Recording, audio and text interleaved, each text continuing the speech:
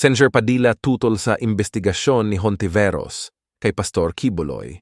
Sinabi ni Padilla na ayaw nitong maging sunod-sunuran ang mga Pilipino sa Amerika ayon sa kanya, kaso ng Amerikano yon, kaso na Amerikano yung kay Pastor. Ano yon? Parang ICC, International Criminal Court. Then, sunod-sunuran na naman tayo sa dayuhan. Ganun ba ang dating noon? Dagdag din ni Padilla may karapatan si Hontiveros na magsulong ng investigasyon bilang isang mambabatas.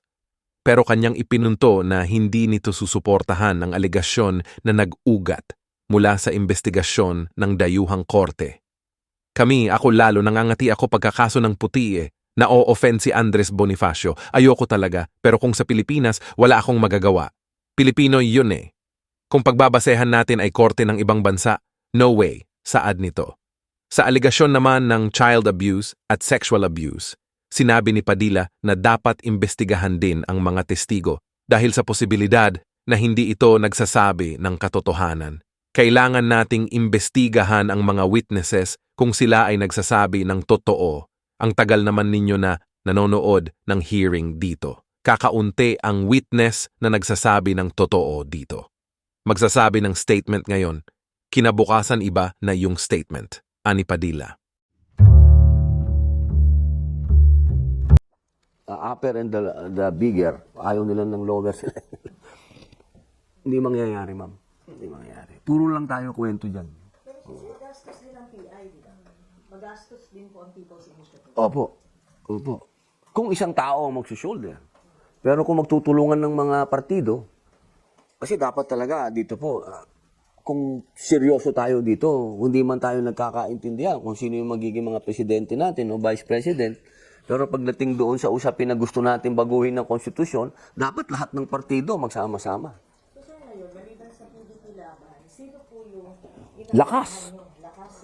Mula pa nun, ma'am, yan na ang, kay Presidente FBR pa lang, charter change na. Pumasok si GMA, charter change na.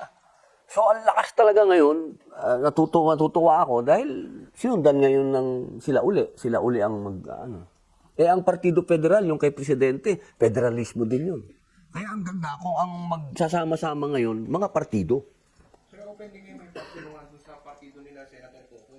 Oo naman, alam mo ba, araw-araw ko nililigawan yan, tanong mo kay Chairman. Lagi ko siyang, everyday yun, tingnan kita ko sa boss, mag-isa na lang tayo. Everyday yan, boss. Mag-isa na lang, sir, as Yung PDP. Hindi, medyo, di ba? to unify. Unify na. Sir, ibig sabihin bukas yung Duterte wing and then itong Oo, Philippine wing? oo, bukas na bukas, lalo ngayon, boss. Lalo ngayon. Why, sir? Bakit lalo ngayon? Sa sitwasyon ng... Kasi, kawawa na tayo, ma'am. Kawawa ng Pilipinas. Pag hindi pa tayo nagkasundo-sundo, kahit man lang yung mga political party, magkasundo-sundo tayo sa charter change. Kailan pa tayo? Pag-aralan mo, ma'am, lahat na lang ng ginagawa natin, puro band-aid. Wala pa tayo. Pero sir, may pag-uusap na ba from the Duterte wing tsaka yung sa kabilang? Opo. Noon pa lang po, binigyan na tayo ng kalayaan na makipag-usap kay Senator Coco. Sino, sir, yung involved dun sa talks na yun to unify Ako po. the two factions? Kaya Ako na po. una, sir. Ako po, kami po dalawa ni Senator Bongo. Ang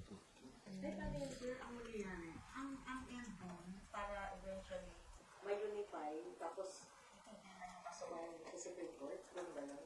Yun na nga lang po minsan nagiging biruan namin Sana magdesisyon na yung Supreme Court nang matapos na tong issue na to Pero hindi willing, sir, yung faction niya na kumbaga magparaya na lang sa pinagdaging. Siyempre, kung ano desisyon ng Supreme Court. Pero kung makukuha namin si Senator Coco ng pwedeng na lang yung kaso na yun, mas maganda. Sa totoo lang, ma'am, ilan na lang ba kami ngayon? Ilan na lang po ba, sir? Dahil konti na lang kami, nagkaroon na ng exodus.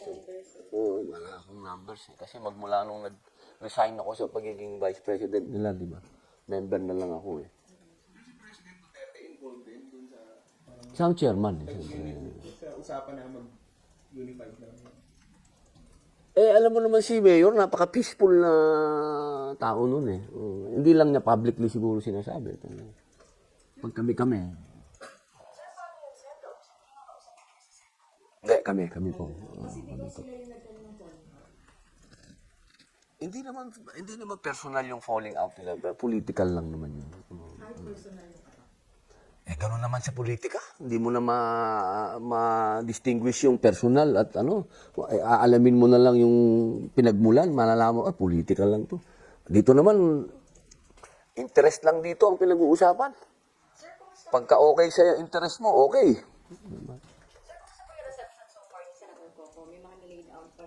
Sweet naman kami ni Sweet naman kami ni Senator Coco. Hindi, lagi lang yung sinasabi, antayin na lang natin yung Supreme Court. Pero gano'n na lang. Wala pa kaming chance ni Manny. Baka itong parating na tatakbo naman siya.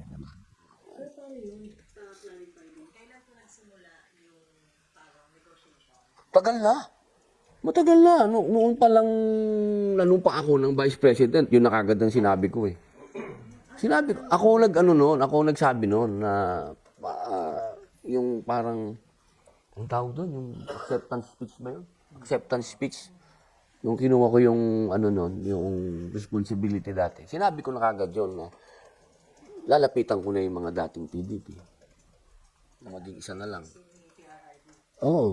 Wala namang problema kay PRRD. Kasi parang issue nila sa Coco, di ba yung grupo ni Secretary Pusi? Wala na, tapos na. Wala na si Pusi. Hindi, sabihin, yung issue na yon hindi na mainit ngayon. Kasi yung issue na yan, nagkaroon ng issue na yan nung sila ang nakaupo. Pero ngayon na hindi na sila nakaupo, iba na ang mga mayor, siyempre, dapat na tayong isang tabi na natin yung mga ating mga interest, yung interest na ng partido ang isulong natin. Pero andun pa rin, sir, sila Secretary Pusi at saka Advisor na lang. Mga advisor na lang sila.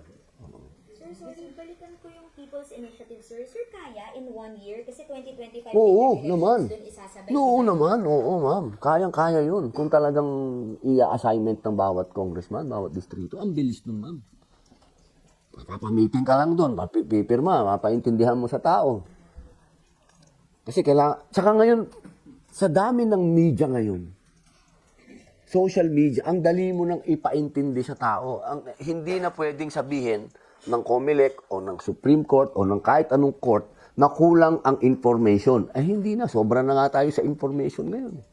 So, dati lang naman, natalo kasi yan. Natalo yan sa panahon ni GMA dahil lang sinabi, imposibleng naintindihan ng tao yaang charter change. Kaya natalo yan sa kasuhan ngayon, ma'am, wow. Kahit na sino nakakapag-live So, ang yun, imposible na sabihin na hindi naintindihan ng tao. Sir, mag-other topic lang po sana, sir. Regarding po sa resolution ni Senator Lisa, gusto niya pa-investigahan yung mga alleged crimes like sexual abuses, child abuse, exploitation ni Pastor Apollo Kibuloy. Do you support that initiative, sir? No. Actually, nung nag-PS kasi siya, wala ako eh.